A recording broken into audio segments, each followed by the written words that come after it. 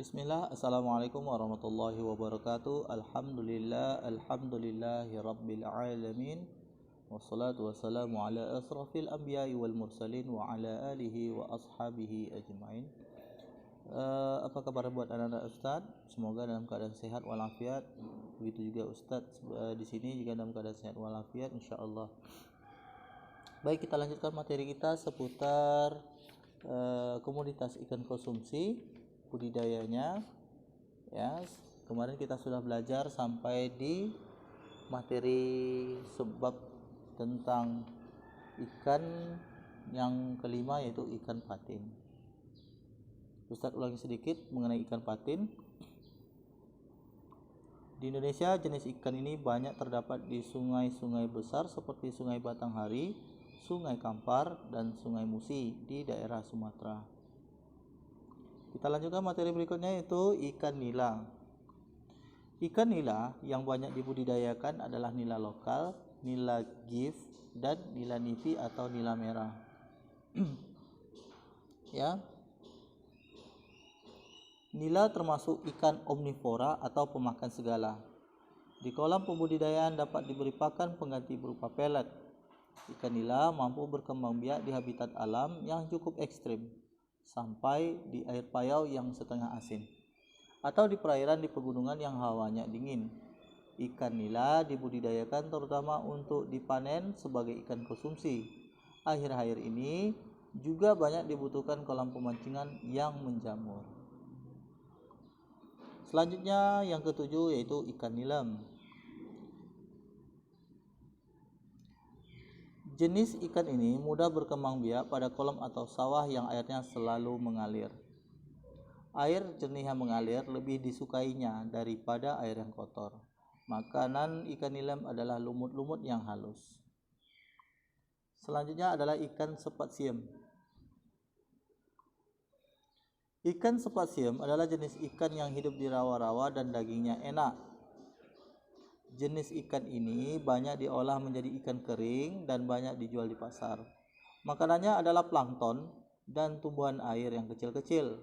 Ikan sepat siem suka membuat sarang busa di sekitar tumbuh-tumbuhan air. Oleh karena itu, jenis ikan ini suka hidup di rawa-rawa yang banyak tumbuhannya. Yang selanjutnya, yang ke-9, yaitu ikan tambakan. Jenis ikan ini sangat cocok dipelihara di kolam yang sering diganggu ular pemakan ikan. Ya, bentuk badan ikan ini adalah gepeng dengan punggung ditumbuhi banyak duri. Jenis ikan ini sangat cocok dipelihara di kolam yang sering diganggu ular pemakan ikan. Ikan ini hanya bertelur pada masa-masa tertentu, namun dapat menghasilkan bibit yang cukup banyak. Ikan tambakan suka makan sebangsa lumut-lumutan yang halus. Berikutnya ikan tawes. Ikan tawes dapat berkembang biak dengan cepat dan pemeliharaannya dapat disatukan dengan jenis ikan lain seperti ikan mas atau ikan nilem. Ikan tawes dapat hidup di perairan tawar atau payau. Di sungai-sungai banyak ikan tawes yang hidup liar tanpa pelihara. Makanannya berupa plankton atau tumbuhan kecil yang tumbuh di habitatnya. Ikan tawes yang hidup di sungai berpijah pada awal musim hujan, sedangkan yang dibudidayakan di kolam dapat berpijah sewaktu-waktu. Yang berikutnya adalah ikan belut. Ada dua macam jenis belut, yakni belut sawah dan belut rawa. Ya, jenis belut ini banyak terdapat di alam, terutama di sawah, di rawa, atau di sungai di berbagai wilayah Indonesia. Belut jarang kelihatan di permukaan karena lebih suka bersembunyi dalam lumpur habitatnya. Makanannya berupa berbagai jenis hewan kecil yang masih hidup seperti serangga, siput, cacing, anak katak, anak ikan, keong mas, bekicot, belatung, larva serangga, dan benih-benih ikan yang masih lemah. Baik, kita masuk ke materi berikutnya, yaitu menentukan komoditas ikan konsumsi. Beberapa pertimbangan dalam menentukan komoditas ikan konsumsi yang akan dibudidayakan antara lain ketersediaan ikan, Banyak orang yang membudidayakan, ketertarikan karena kemudahan dan keuntungan finansial, ketersediaan tempat budidaya, ketersediaan pakan atau makanannya, kemampuan membudidayakan ikan, serta potensi pasar yang tersedia, lalu kemampuan. Yang dimaksud kemampuan di sini yaitu kemampuan dalam hal teknik budidaya maupun pembiayaan. Jadi kita harus mengerti dulu bagaimana cara pembudidayaannya dengan teknik-teknik yang dimiliki, dan ikan yang akan kita budidayakan ini harus tahu, dan dia jenis-jenisnya berbeda sehingga kita bisa melakukan pembudidayaan berdasarkan cara hidup daripada ikan tersebut. Sementara pembiayaan, kita harus memiliki kekuatan finansial yang cukup untuk menyediakan kebutuhan-kebutuhan daripada ikan yang kita budidayakan, contoh masalah pakan, lalu tempat hidupnya, lalu sarana-sarana dan peralatan yang dibutuhkan untuk pembudidayaan ikan yang ingin kita lakukan. Faktor alam penentu antara lain suhu udara atau keadaan suatu tempat harus disesuaikan kebiasaan ikan konsumsi. Jadi faktor alam juga kita akan lihat kondisi daripada wilayah kita melakukan pembudidayaan, kita sesuaikan jenis ikan yang ada sehingga ikan-ikan tersebut bisa hidup dengan baik dan tumbuh maksimal sesuai dengan keinginan daripada kita yang ingin membudidayakannya. Lalu kita harus tahu juga apa makanannya yang tersedia di alam sehingga kita bisa menghitung budget pembiayaan kalau sekiranya dibutuhkan. Nah, ini gambar daripada cara pembudidayaan yang di sebelah kiri Ustadz ada ikan lele dan di sebelah kanan adalah gurami yang sering dibudidayakan oleh masyarakat yang ada di Indonesia. Selanjutnya kita masuk pada bagian berikutnya, yaitu sarana dan peralatan budidaya ikan konsumsi. Jenis sarana dan peralatan yang digunakan dalam budidaya ikan konsumsi tergantung pada teknis pembudidayaannya. Ya. Sampai saat ini di Indonesia kenal banyak berbagai jenis desain wadah budidaya atau tempat budidaya ikan air tawar seperti empang, kolam, keramba, mina padi, dan kolam pemancingan. Yang pertama, empang. Empang adalah kolam tanah atau kolam yang luas dengan dasar tanah dengan pembatas berupa pematang. Jadi kalau kita perhatikan di desa-desa, biasanya orang membuat empang itu untuk pembudidayaan ikan. Ya, biasanya itu tanah yang sangat luas, ya, beberapa 1 sampai dengan 3 hektar, lalu dibuat seperti kolam dengan dasar tanah. Itulah yang dinamakan sebagai empang. Biasanya di desa-desa, ya, bisa kita lihat empang tersebut. Empang merupakan tempat pembudidayaan ikan air tawar yang paling mendekati tempat hidup ikan air tawar di alam bebas. Jadi semakin luas tempat hidupnya, maka ia akan terasa seperti mana hidup di tempatnya biasanya. Baik, kita lanjutkan. Ini dia contoh empang yang Ustaz maksud. Yang kedua, kolam. Kolam pemeliharaan ikan air tawar berupa bangunan permanen yang dasar dan batas-batasnya berupa tembok semen. Ya, itu kolam. Selain kolam pemeliharaan, biasanya juga dibuat kolam-kolam lain untuk keperluan khusus seperti kolam pemijahan dan kolam pendederan. Ya, jadi kolam itu ada yang istilahnya untuk yang bibit-bibitnya, lalu ada yang dikelompokkan berdasarkan kelompok-kelompoknya, kelompok pembibitan, lalu proses pertumbuhan. Nanti kalau sekiranya udah mulai besar, nanti akan dipindahkan ke kolam besarnya atau kolam induknya gitu. Kalau kolam pemijahan itu dia dikelompok-kelompokkan sesuai dengan umur daripada si bibit tersebut. Misalnya dalam umur seminggu, 2 minggu itu di kolam khusus. Sementara kalau sudah mulai tumbuh besar, maka akan dimasukkan ke dalam kolam utama atau kolam induknya. Seperti ini gambarnya anak-anak Ustaz sekalian. Lalu yang ketiga, geramba. Geramba merupakan jaring yang terbuat dari bahan benang, senar atau benang streamin.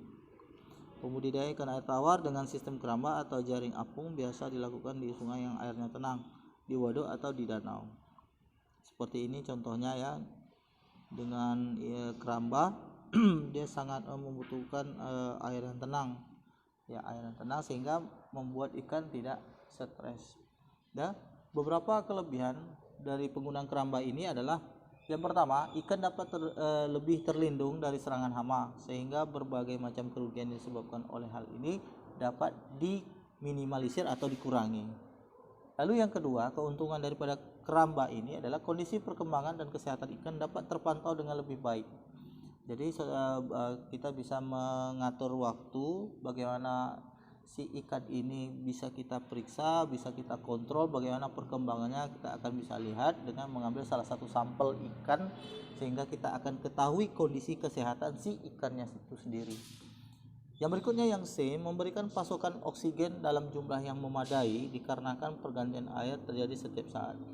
Jadi oksigen yang dibutuhkan juga sangat kita perhatikan karena adanya perubahan-perubahan yang terjadi, perubahan-perubahan atau pergantian-pergantian yang terjadi setiap saat tanpa kita ketahui kapan terjadinya siklus tersebut. Dan yang terakhir, D, sisa makanan dan kotoran padi dapat langsung terbuang. Jadi ketika si ikan ini makan, dikasih pakan sekali atau 2 kali sehari, maka ketika dia membuang kotorannya pun akan sangat mudah dibuang langsung gitu. Beberapa sudah ini baik, kita masuk kepada mina padi. Apa itu mina padi? Mina padi merupakan sistem pembudidayaan tumpang sari antara budidaya tanaman padi dan budidaya pemeliharaan ikan air tawar. Ya, seperti ini gambarnya. Ya, mina padi itu seperti ini. Contoh desainnya ya. Di situ ada gambarnya. Di situ yang bagian A itu selokan pemasukan air ya, di bagian A itu air itu masuk, lalu ada pipa pemasukan ya, pipa pemasukannya. Kalau untuk ukurannya sendiri yaitu 25 cm dan untuk bawahnya 60 cm. Jarak palungnya 50 meter. Nah, satu yang C, bagian C lihat di gambar, ada kemalian atau keran dapat tempat pemeliharaan ikan. Ya. Jadi yang di atas itu bisa kita tumbuhi padi. Ya, lalu kita bisa tumbuhi padi sehingga inilah yang dinamakan sebagai mina padi. Ya, jadi saling menguntungkan. Padi bisa tumbuh, lalu ikan yang ada di bawahnya juga hidup dengan baik. Lalu ada tanggul dan ada saluran paralon atau bambu sebagai pembuangan daripada air tersebut dan selalu berganti-ganti nantinya. Yang berikutnya kolam pemancingan. Air-air ini berkembang budidaya ikan air tawar dan sekaligus dijadikan sebagai tempat rekreasi yaitu kolam pemancingan. Untuk menarik pengunjung, banyak tempat pemancingan yang dikelola dengan serius. Jadi ini sudah sering kita lihat di Pekanbaru juga bisa kita lihat bahwasanya banyak orang yang membuat tempat rekreasi untuk katakanlah menghilangkan stres, menghilangkan kejenuhan dengan cara memancing. Yang hobi memancing ya, itu untuk menarik minat masyarakat. Seperti ini contohnya. Baik, anak-anak sekalian, selanjutnya untuk bagian D itu adalah teknik bagaimana cara menyiapkan sarana dan peralatan budidaya ikan. Barangkali bisa Anda baca selengkapnya ya. Baik, sekalian juga belajar bagaimana bibit-bibitnya ya, pengadaan pakan, lalu sebagai pengadaan obat, lalu di saat pemanenan silakan Anda Ustadz sekalian pelajari dengan baik, dengan lanjutkan pembacaannya. Barangkali itu saja yang perlu Ustaz sampaikan. Kita sudahi materi kita di bab ketiga ini dengan doa kafaratul majlis. Subhanakallahumma wa bihamdika asyhadu an la ilaha illa anta astaghfiruka wa atubu ilaik.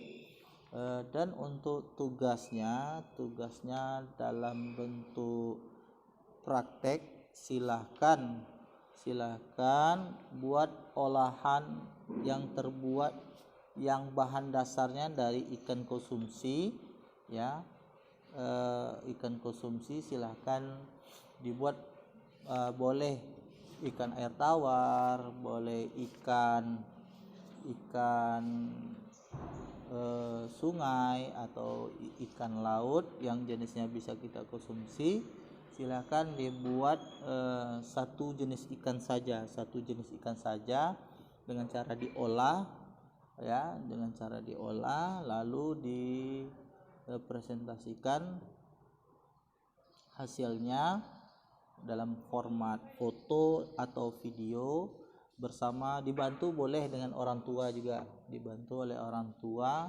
Dan Ustadz tunggu hasilnya sampai dengan minggu depan, ya, sampai dengan minggu depan. Setelah itu baru kita latihan bab ketiga ini, ya. Kita ulangi, kita akan latihan bab 3 ini setelah presentasi daripada pengolahan ikan konsumsi. Baik, itu saja Ustaz sampaikan. Barakallahu fiik. Assalamualaikum warahmatullahi wabarakatuh.